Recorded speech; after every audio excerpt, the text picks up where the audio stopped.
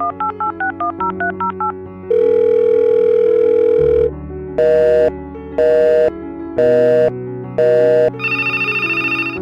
person whom you're trying to reach is currently unavailable. The toll-free number you have dialed has been disconnected.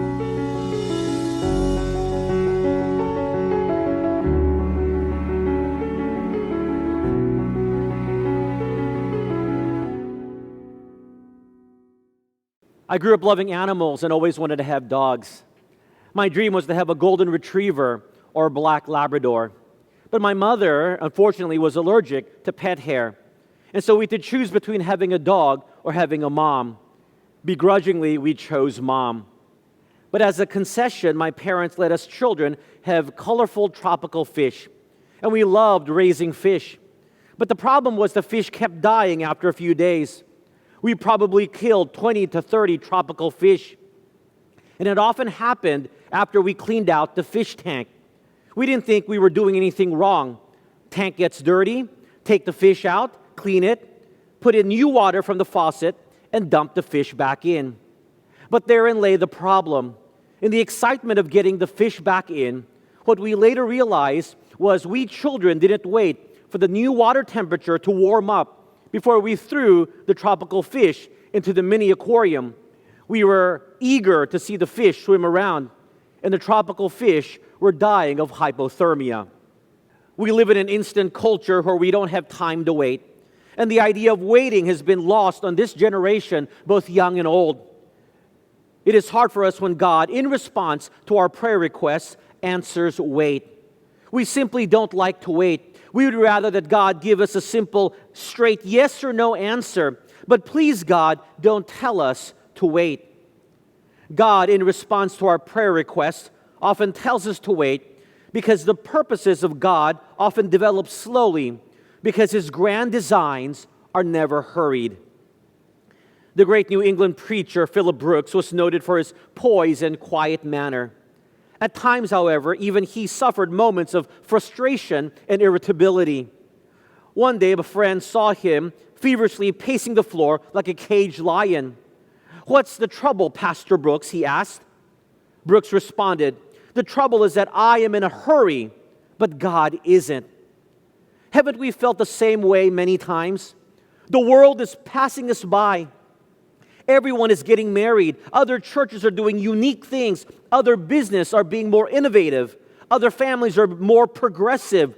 Others are getting healed and moving on with life. We need to be doing something, and we sought God's counsel in prayer, but it seems He has told us to wait. Waiting is hard.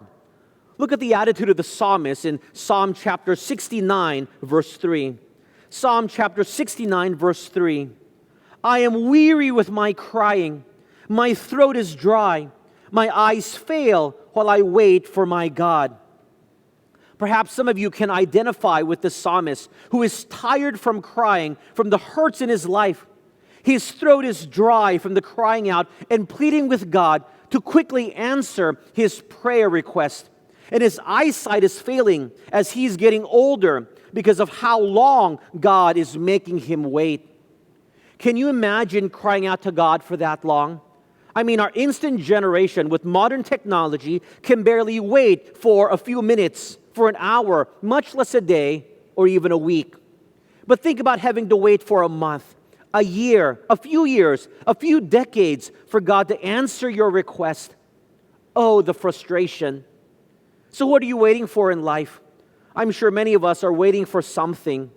Whether it's waiting for the results of a medical test, or waiting for the results of a college entrance exam, or waiting for a business deal to go through, waiting for a right job, waiting for your family business model to change while the older generation is still in charge, waiting for your ministry to take off, waiting for your life partner, waiting for him to ask, waiting for her to say yes, waiting for a child. There is much we are waiting for. The wait is sometimes worse than when God simply answers no. What are we to do when our request before the Lord comes back to us with an answer of wait? As we study God's Word, I want to show us 4 things we are to remember when God answers wait. The first thing we are to do if God answers wait is to, number one, remember that it is good to wait. Remember that it is good to wait. This is actually a biblical principle for waiting. Take a look with me at Lamentations chapter 3, verses 25 to 26. Lamentations chapter 3, verses 25 to 26. The Lord is good to those who wait for Him, to the soul who seeks Him. It is good that one should hope and wait quietly for the salvation of the Lord. Let me repeat that. Listen carefully. The Lord is good to those who wait for Him, to the soul who seeks Him. It is good that one should hope and wait quietly for the salvation of the Lord. Although we may not like it, the Bible says it is good for us to wait. Not only is it good for us to wait, the Lord is good. He blesses those who wait for Him and on His timing for things. The reason it is good to wait is because those who are impatient and rush headfirst or rush into something without thinking will often not get it right, or will often not get what is best in life. For example, one of the first lessons of diving to great depths in scuba diving is that there are times you may go to such great depths that you don't know which way is up. You're so deep in the ocean that you don't know which way is up. Many divers have died thinking they were swimming to the surface in panic, but instead they were actually swimming deeper.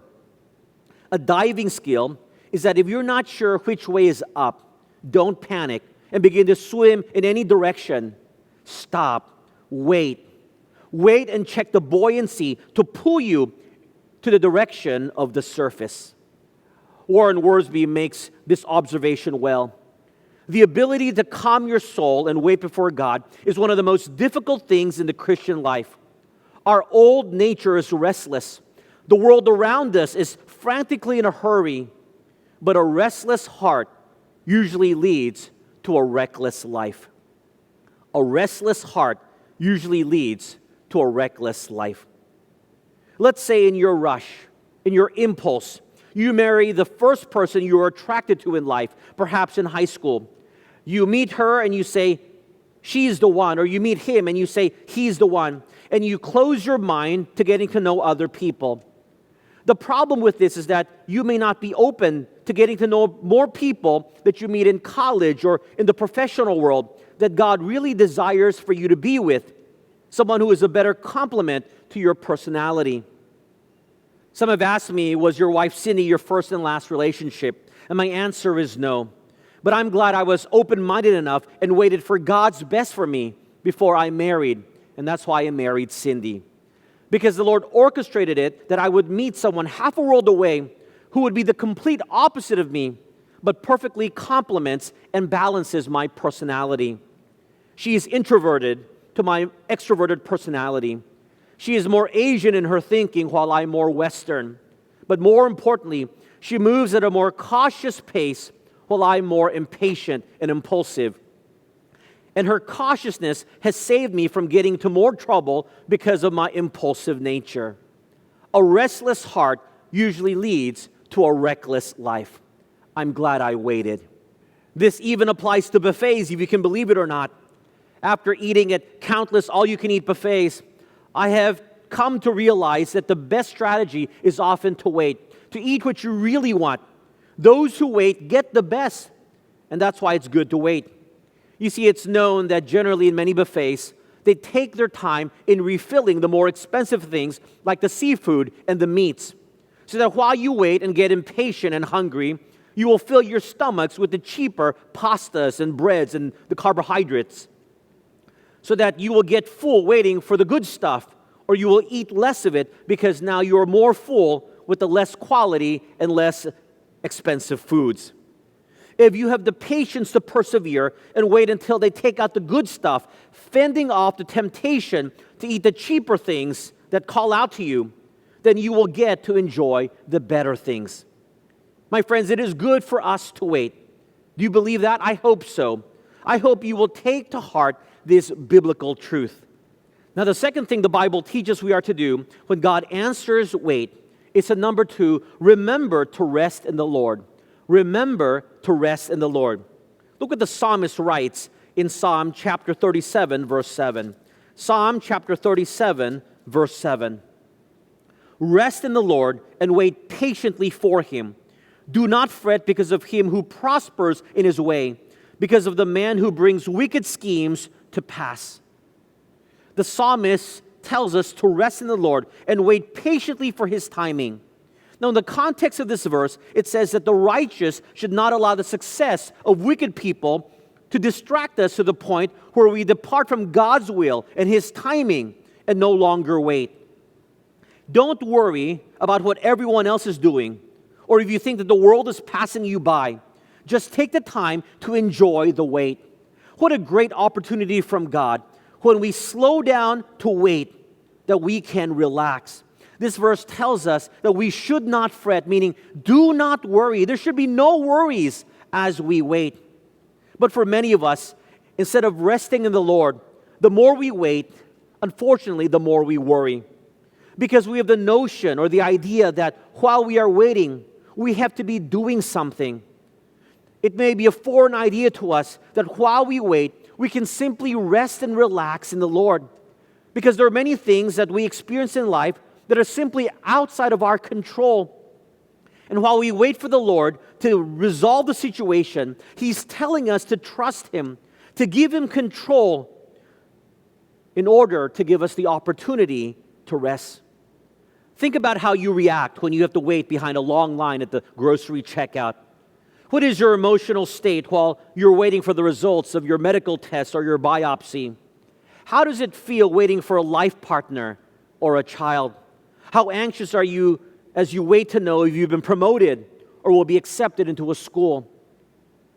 I'm sure many of us feel anxiety. We are worried.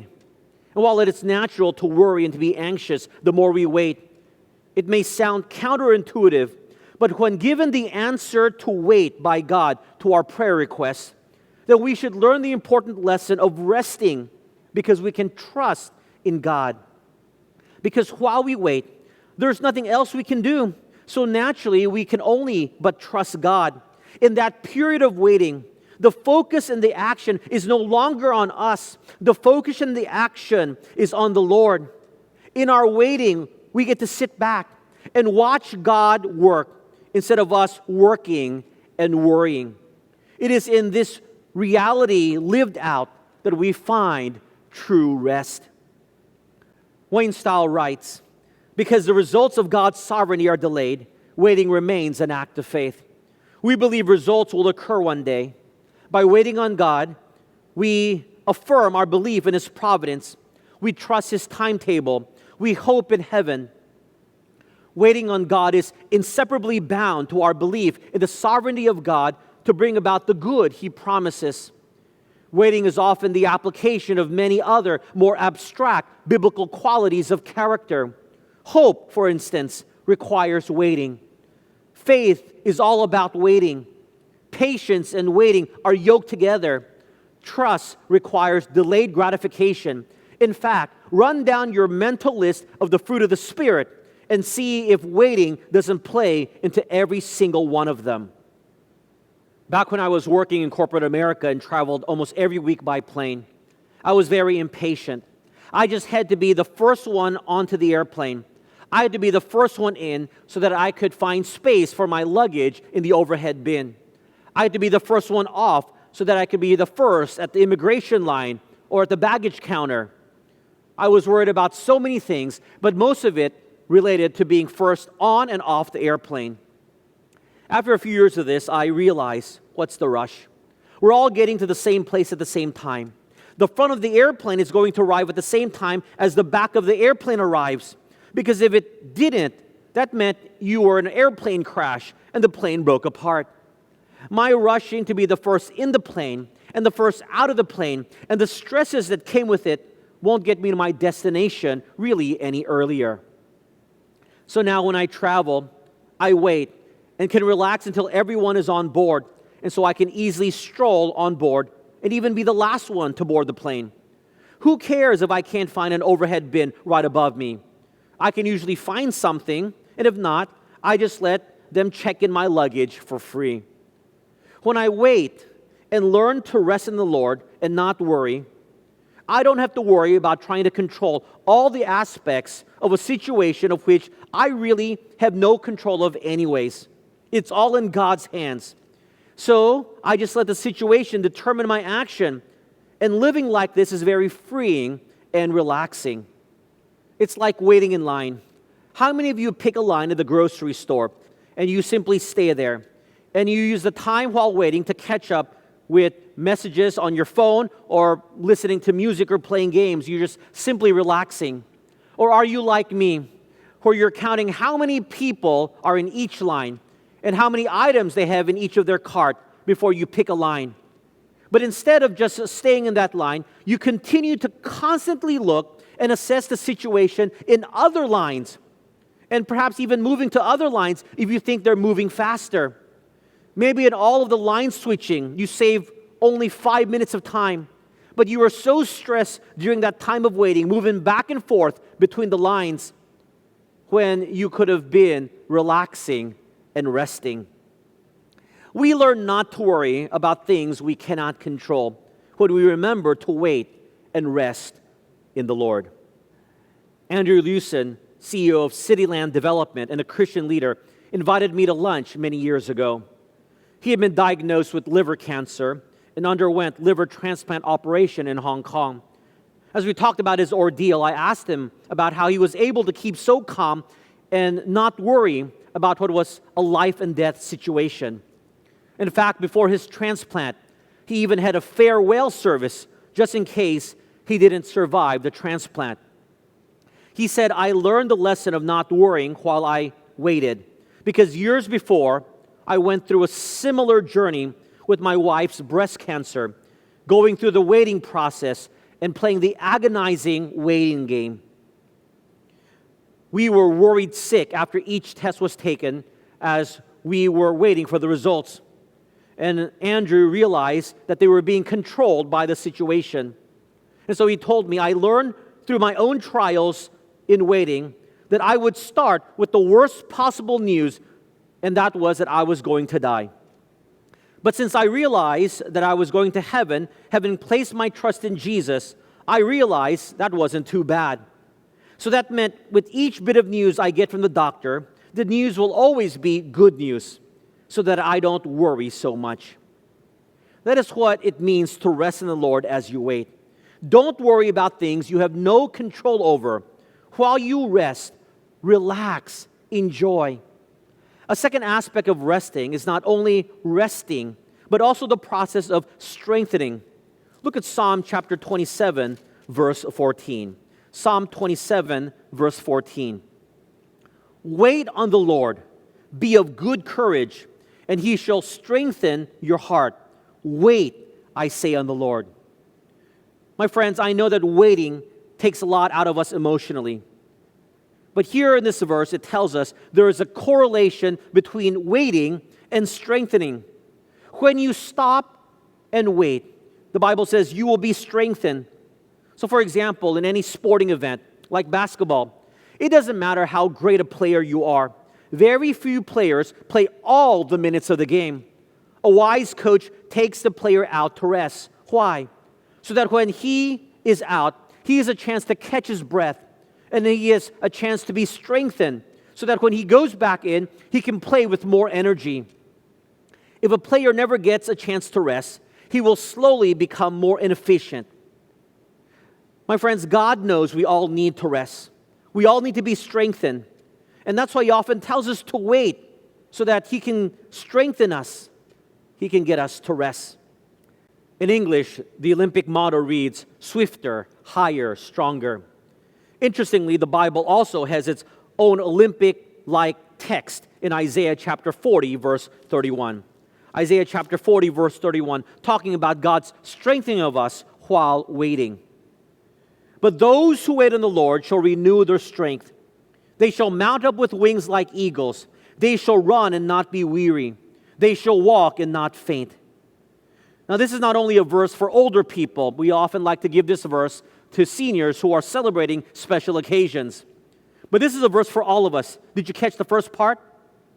But those who wait on the Lord shall renew their strength. My friends, renewal of inner strength comes only to those who learn to rest. And this is a hard lesson to learn. The renewal of our inner life, our walk with God, comes only for those who learn to quiet themselves and wait upon the Lord. So it's okay when the Lord answers, wait.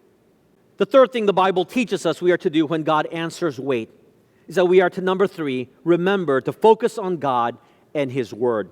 Remember to focus on God and His Word.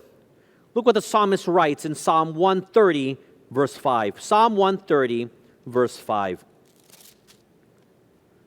I wait for the Lord, my soul waits, and in His Word I do hope.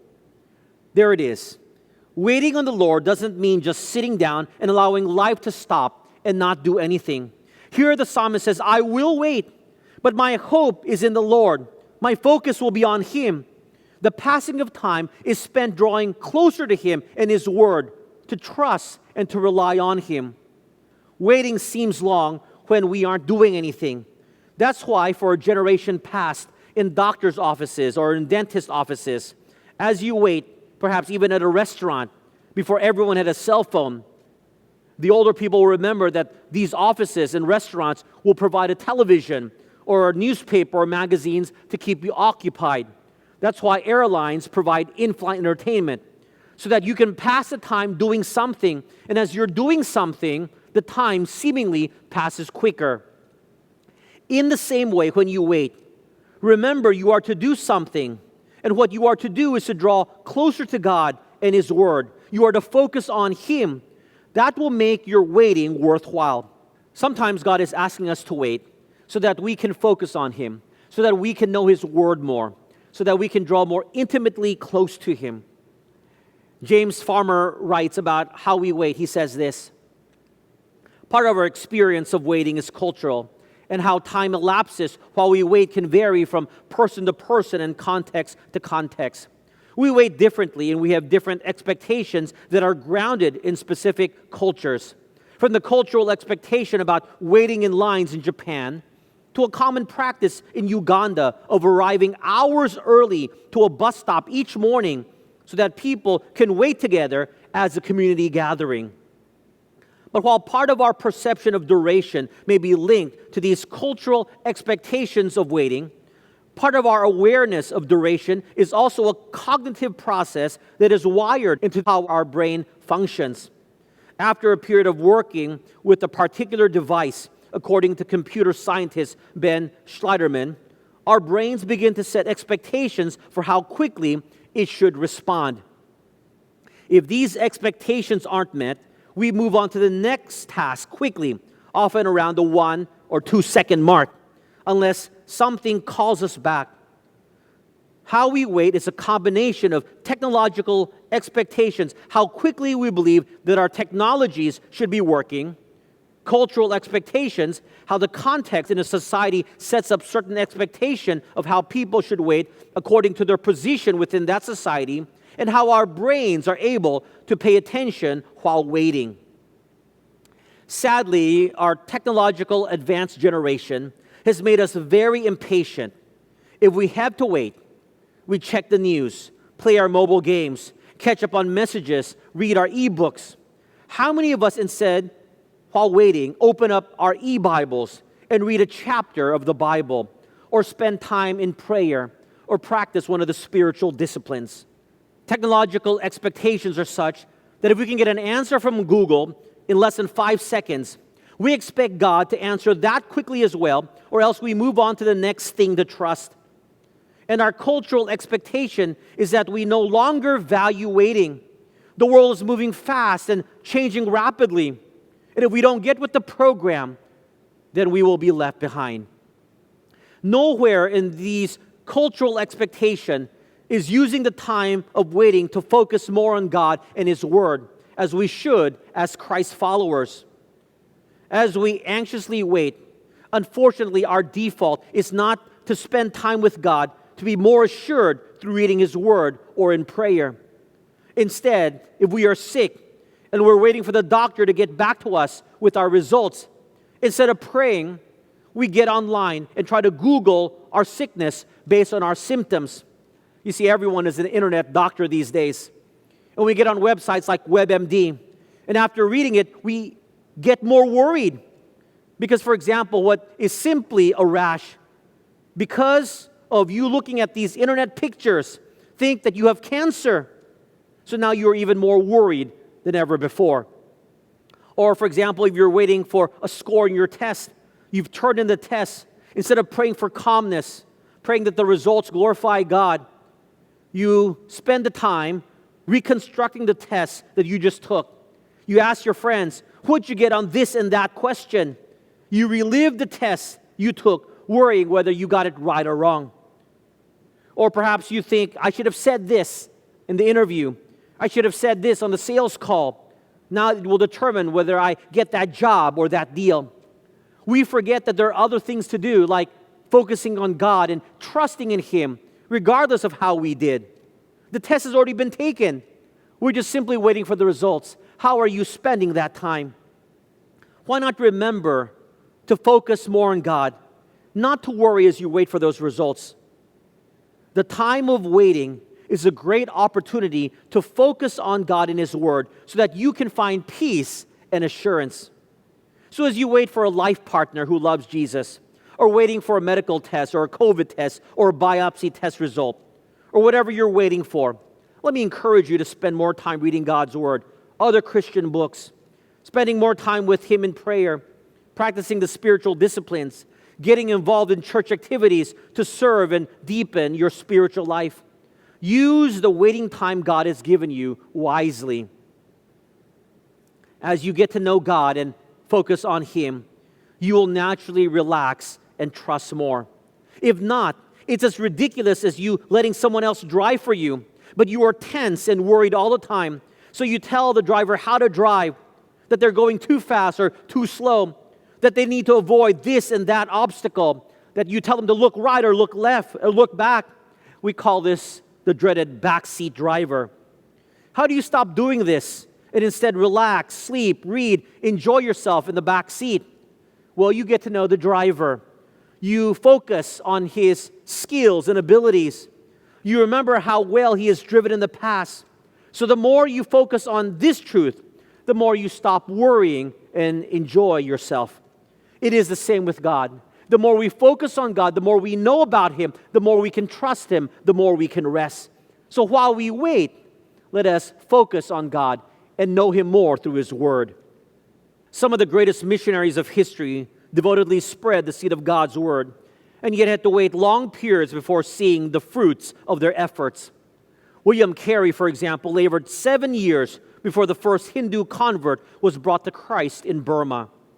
Adoniram Judson toiled 7 years before his faithful preaching was rewarded. In Western Africa, it was 14 years before one convert was received into the Christian church. In New Zealand, it took 9 years. In Tahiti, it was 16 years before the first harvest of souls began.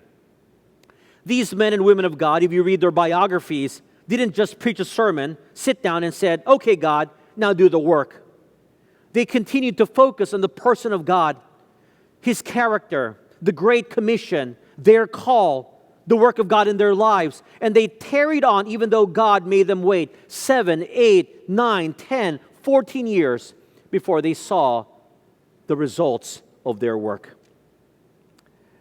We too can remember to focus on God and His Word when He answers wait. The fourth thing the Bible teaches us we are to do when God answers wait is number 4, remember that God has not forgotten you. Remember that God has not forgotten you. Look with me at Micah chapter 7, verse 7. Micah chapter 7, verse 7. Therefore I will look to the Lord. I will wait for the God of my salvation. My God will hear me. Here the prophet Micah says, I will wait, but I know for sure that my God will remember me and hear my prayers. You see, one of the toughest things about waiting is that we wonder if we have been forgotten. We wonder if God has forgotten us. We wonder if God has forgotten our prayer requests. And so while we wait, we want to know that we are still in queue to know that we have not been forgotten. And so we check up often when we've been waiting a long time. We call it following up. Whether it's a food order or whatever else, we even follow up with God. God, do you remember? Have you forgotten? Before I was a pastor, I was a management consultant. One of the areas of my consulting work was in the area of customer relation management, CRM. I would help advise companies how to make sure that customer interaction with the company was a pleasant experience for the customer. And for the VIP clients of the company, they would get better treatment, of course.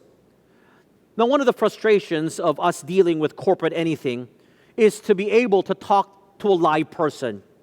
And so we dial those toll-free numbers, and we're often put in what's called the IVR. We have to press through the menu. Press 1 for this, press 2 for this.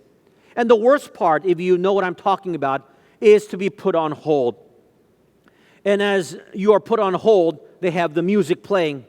And every 1 or 2 minutes, an announcement comes. Sorry to put you on hold.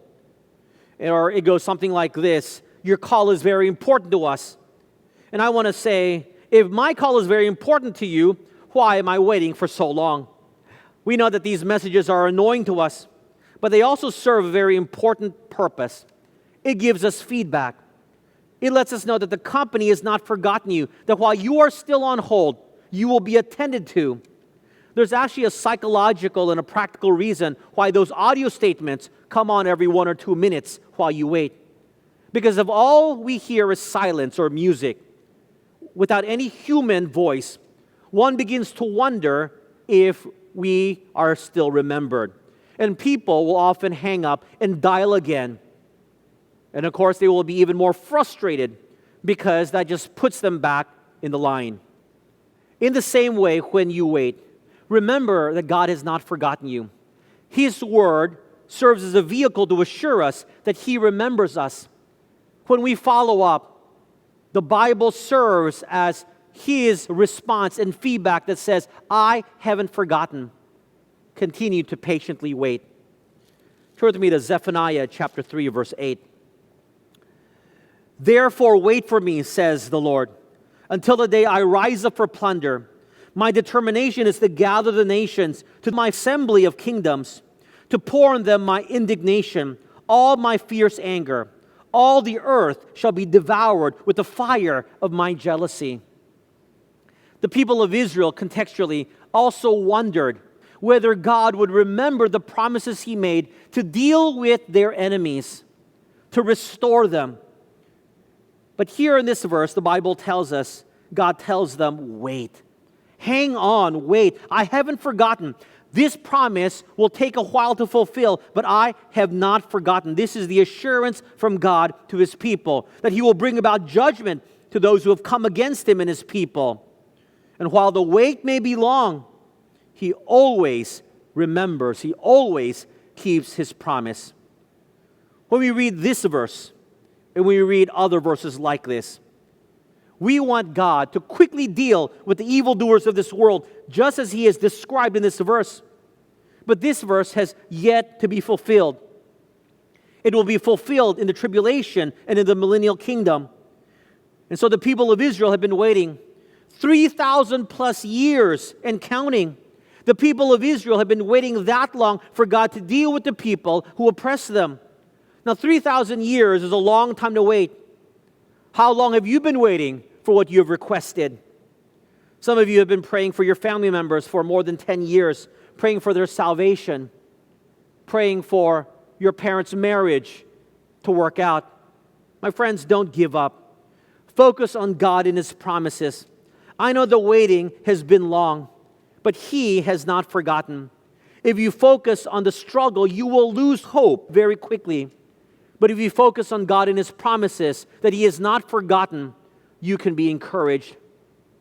My friends, our God remembers. Our God says that what He says will come to pass. It may be a long time, but it will happen.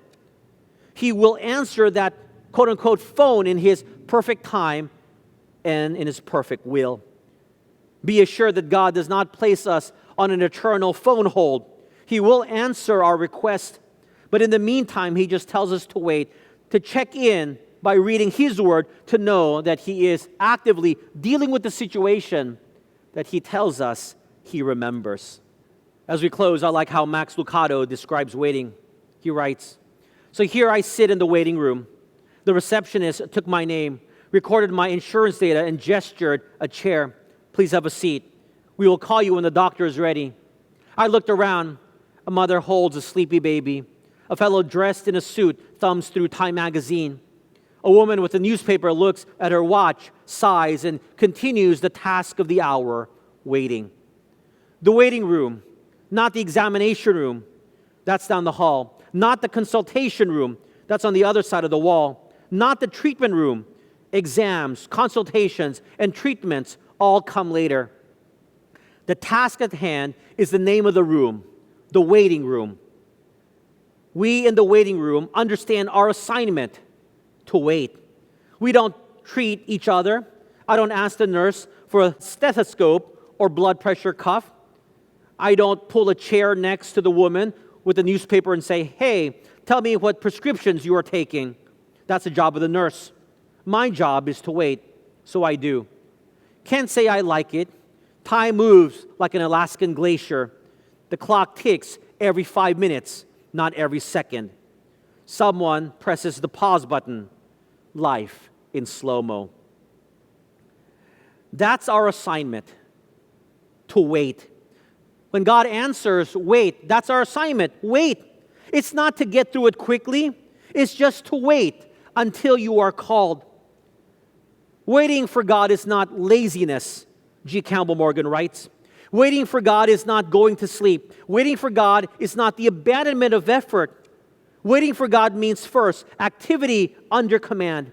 Second, readiness for any command that may come. Third, the ability to do nothing until the command is given. My friends, I don't know what specific requests you've made to God. And I don't know how long you've been waiting for. But whether it is an hour, a day, a week, a month, a year, a decade, a few decades, remember our job, our task is to wait. And while we wait, remember these things. Remember that it is good to wait. Remember to rest in the Lord. Remember to focus on God and His Word. Remember that God has not forgotten you. The picture of waiting is this. God says to you, "My friend, my child, over there is a nice big couch. Why don't you put up your feet and wait for me there? It will be good for you to wait. There you will be refreshed. There you will be strengthened. There's some drinks and snacks over there so that you can enjoy yourself. You just let me deal with your request. Everything is under control. Things will happen in my timing. Just enjoy the rest and relax." Oh, by the way, right next to the couch is a Bible. Instead of watching television or Netflix, read my book. Focus on me. My words, as you read it, will remind you that you are not forgotten. And my friends, that's the picture I want you to have when God says wait. Not for you to get angry, impatient, and move ahead of God or move away from God because He's taking too long. Just pull up a chair, grab a cup of coffee, sit down, enjoy His words of assurance, and enjoy the task and the process of waiting. Once you learn this lesson, you will learn how wonderful it is to wait on the Lord. Let's pray. Heavenly Father, thank you for your words. What a comfort it is to know that you have everything under control when you tell us to wait. Often we are impatient. The world and the culture and the technology that we are exposed to has made us very impatient. And so we do not practice the discipline, the spiritual discipline of waiting. Help us to wait on you so that as we wait, our focus can be turned to you, that we will deepen our understanding of your word as we seek the assurance that you have not forgotten us. Help us to understand that when you answer wait, it is supremely, ultimately for our good under your divine, sovereign, perfect will. So as we wait, Lord, give us the patience. Help us to enjoy the waiting process. In Jesus' name we pray. Amen.